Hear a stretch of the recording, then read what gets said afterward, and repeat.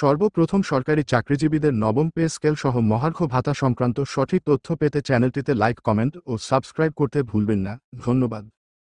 অনেকেই প্রশ্ন করে যাচ্ছেন যে আমাদের যে ফেসবুকে পাওয়া বা বিভিন্ন খবরের যে সোর্স আছে সেখানে যে পার্সেন্টেজটা দেওয়া হয়েছে সে পার্সেন্টেজটা সঠিক কিনা। আসলে ভাই আমরা যেমন আমাদের বিভিন্ন সোর্সের মাধ্যমে খবরগুলো জানতে চেষ্টা করি, ঠিক তেমনি আমাদের যারা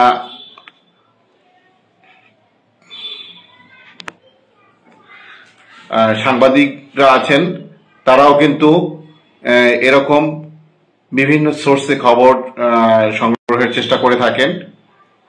সেই হিসেবে আমাদের যে আজকের বিভিন্ন পত্রিকায় যে খবরগুলো এসেছে সেই সব খবরগুলোর প্রথম যে সোর্সটা ছিল, যারা প্রথম এই তথ্যটা সংগ্রহ করেছেন সেটা হচ্ছে দেশ রূপান্তরের আমাদের যারা সাংবাদিক আছেন তারা কিন্তু প্রথম এই খবরটি সংগ্রহ করেছেন আপনার অর্থ মন্ত্রণালয় থেকে।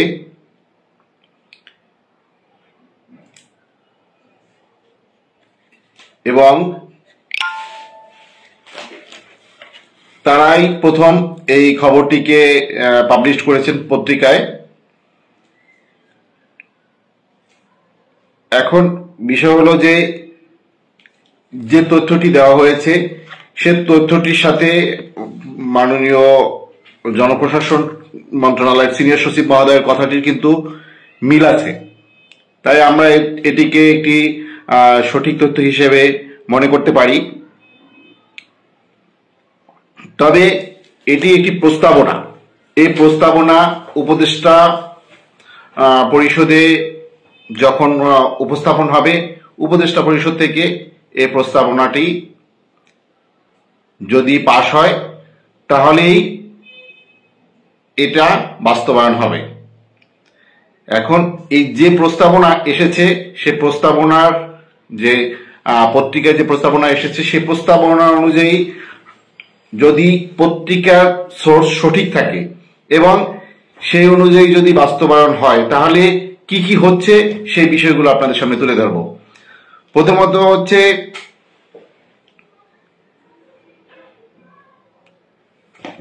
পত্রিকায় যে পার্সেন্টেজই তুলে ধরুক না কেন, যারা ৩৯,০০০ টাকার উপরে যাদের মূল বেতন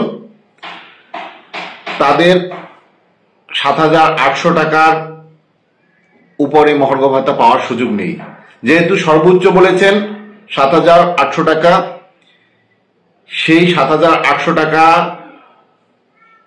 আপনার ৩৯,০০০ টাকায় যাদের মূল বেতন তাদের উপরে যারা পাবেন তাদের ৭,৮০০ টাকা পাওয়ার উপরে সুযোগ নেই, তিনি যে গ্রেডই কর্মকর্তা হন না কেন।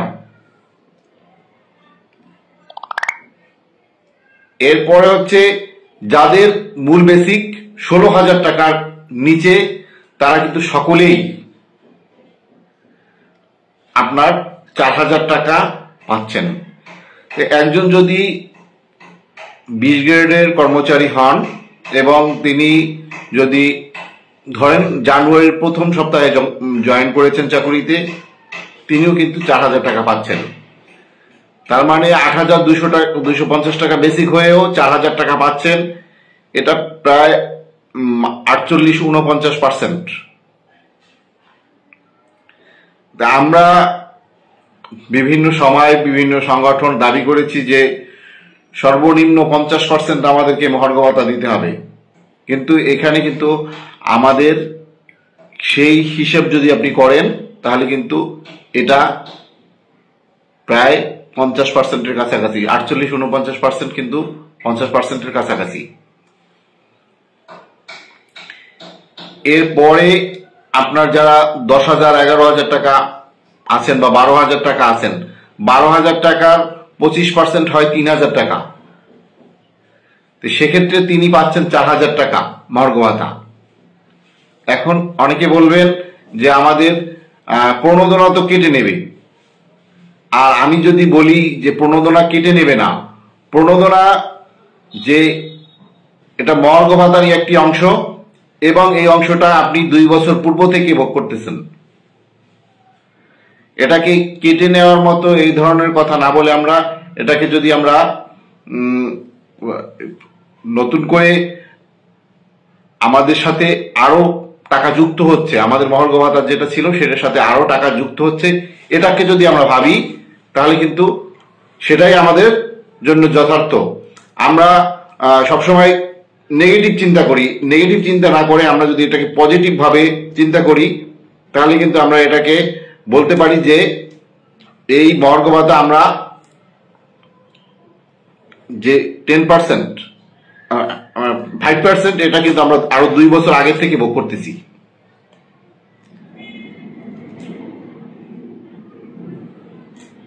এরপর যে বিষয়টি বলবো সেটি হচ্ছে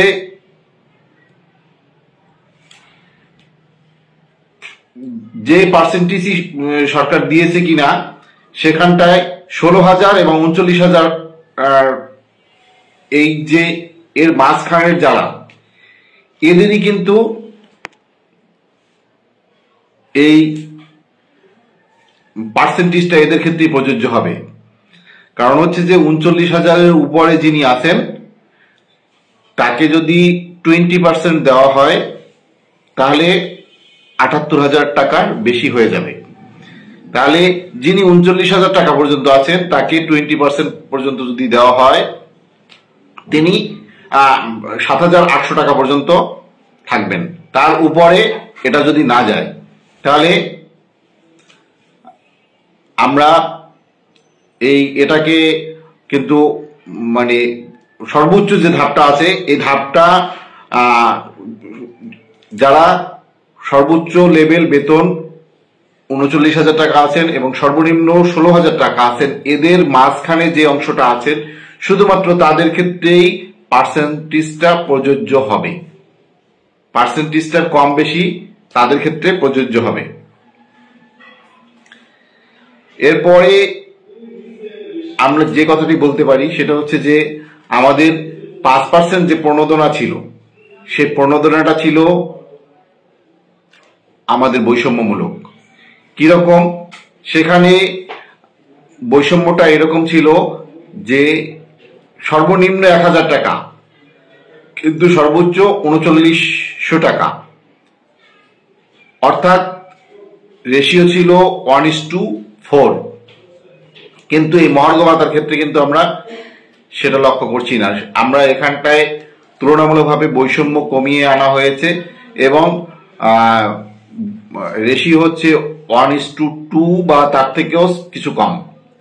4,000 আর হচ্ছে 7,800, এটা 1:2 এর থেকেও কম।